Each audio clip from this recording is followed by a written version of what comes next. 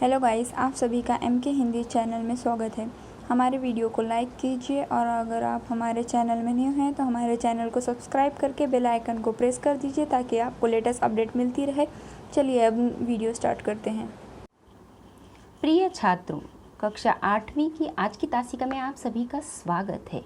हमने पहली कविता हे मातृभूमि सीखी है और आज हम आगे का पाठ वारिस कौन इस संवादात्मक कहानी को सीखेंगे। इस कहानी के लेखिका हैं विभा रानी। पहले हम लेखिका का परिचय लेंगे। विभा रानी का जन्म 1959 में मधुबनी, बिहार में हुआ। विभा रानी ने बहुत सारी हिंदी में कहानी, गीत, अनुवाद, साहित्य, नाटक लेखन में इन्होंने अपना काम चलाया है, यानी कि इनकी कलम इन बातों के लिए चली है। ये समकालीन फिल्म, महिला और बाल कल विषयों पर लोकगीत और लोक साहित्य के क्षेत्र में हमेशा काम कर रही हैं।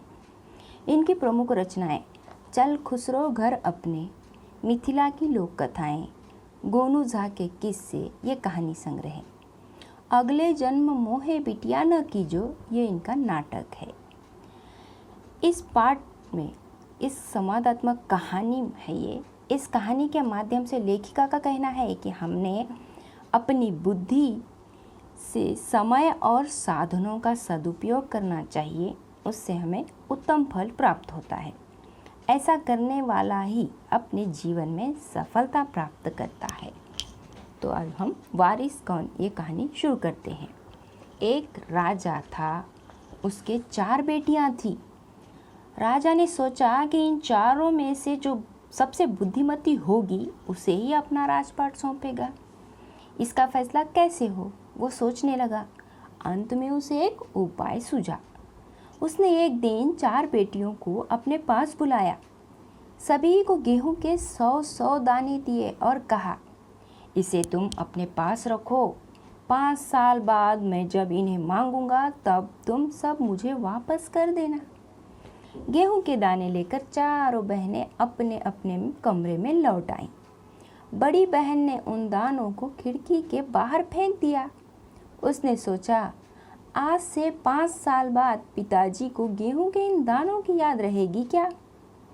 और जो याद भी आ रहा तो क्या हुआ, भंडार से लेकर दे दूंगी। दूसरी बहन ने दानों को चांदी के एक डिब्बे में डालकर उसे मखमल के थैले में बंद करके सुरक्षा से अपनी संदूकची में डाल दिया। सोचा, 5 साल बाद जब पिताजी ये दाने मांगेंगे तब उन्हें वापस कर दूंगी। तीसरी बहन बस सोचती रही कि इसका क्या करूं। चौथी और छोटी बहन तनिक छोटी थी, बच्ची थी। शरारतें करना उसे बहुत पसंद था। उसे गेहूं के भुने दाने भी बहुत पसंद थे। उसने दानों को भुनवा कर खा डाला और खेल में मग्न हो गई।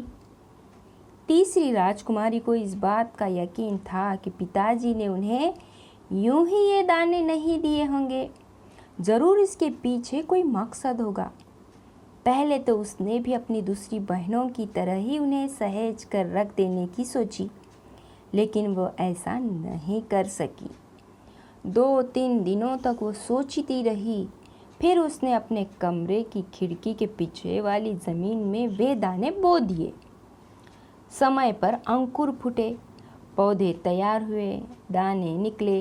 राजकुमारी ने तैयार फसल में से दाने निकाले और फिर से बो दिए।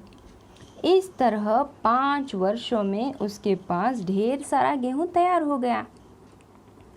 5 साल बाद राजा ने फिर चारों बहनों को बुलाया और कहा, आज से 5 साल पहले मैंने तुम चारों को गेहूं के 100-100 दाने दिए थे और कहा था कि 5 साल बाद मुझे वापस करना।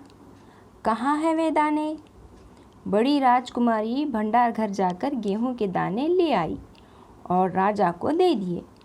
राजा ने पूछा, क्या ये वही दाने हैं जो मैंने तुम्हें दिए थे? पहले तो राजकुमारी ने हाँ कह दिया, मगर राजा ने फिर कड़क कर पूछा, तब उसे सच्ची बात बता दी। उसने सच्ची बात बता दी। राजा ने दूसरी राजकुमारी से पूछा, तुम्हारे दाने कहाँ हैं? दूसरी राजकुमारी ने अपनी संदूकची में से मखमल के खोल वाली डिब्बी उठा लाई, जिसमें गेहूं दाने गेहूं के दाने सहेज कर रखे थे। राजा ने उसे खोल कर देखा, दाने सड़ गए थे। तीसरी राजकुमारी से पूछा, तुमने क्या किया उन दानों का? तीसरी ने कहा, मैं उसका उत्तर आपको अभी नहीं दूंगी, क्योंकि जवाब पाने के लिए आपको यहाँ से दूर जाना पड़ेगा और मैं वहाँ आपको कल ले चलूँगी। राजा ने अब चौथी और सबसे छोटी राजकुमारी से पूछा। उसने उसी बेपरवाही से जवाब दिया, उन दानों की कोई कीमत है पिताजी? वैसे तो ढेरों दाने भंडार में पड़े हैं। आप तो जानते हैं ना, मुझे गेहूं के भुने दाने बहुत अच्छे लगते हैं, सो मैं उन्हें भुनवा कर खा गई। आप भी पिताजी किन किन चक्करों में पड़ जाते हैं? सभी के उत्तर से राजा को बड़ी निराशा हुई। चारों में से अब उसे केवल तीसरी बेटी से ही थोड़ी उम्मीद थी। दूसरे दिन तीसरी राजकुमारी राजा के पास आई। उसने कहा, चलिए पिताजी, आपको मैं दिखाऊं कि गेहूं के वे दाने कहाँ हैं। राजा रथ पर सवार हो गया। रथ महल नगर पार करके खेत की तरफ बढ़ चला। राजा ने पूछा, आखिर कहाँ रख छोड़े हैं तुमने वे 100 दाने? इन 100 दानों के लिए तुम मुझे कहाँ कहाँ के चक्कर लगवाओगी? तब तक रथ एक बड़े से हरे भरे खेत के सामने आकर रुक गया। राजा ने देखा, सामने बहुत बड़े खेत में गेहूं की फसल थी। उसकी बालियां हवा में झूम रही थी, जैसे राजा को कोई खुशी भरा गीत सुना रही हूँ। राजा ने हैरानी से राजकुमारी की ओर देखा। राजकुमारी ने कहा, पिताजी, ये हैं वे 100 दाने जो आज लाखों लाख दानों के रूप में आपके सामने हैं। मैंने उन 100 दानों को बोकर इतनी अधिक फसल तैयार की है। राजा ने उसे गले लगा लिया और कहा, अब मैं निश्चिंत हो गया, तुम्हें मेरे राज्य की सच्ची उत्तराधिकारी हो। तो यह कहानी इस तरह से खत्म हुई। तो बच्चों, फिर से एक बार मैं आपको थोड़ी सी इसमें ये कहानी समझाती हूँ। तो एक राजा था, उसका उत्तराधिकारी यानी राजा के बाद गद्दी पर कौन बैठेगा, इस विचार में उसने क्या किया, अपने चारों बेटियों को एक जगह बुलाया।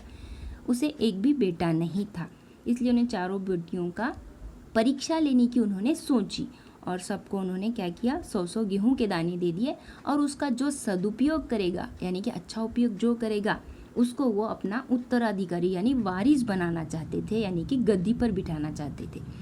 तो राजा की चारों बेटियों ने इसका अलग अलग तरह से उपयोग किया था।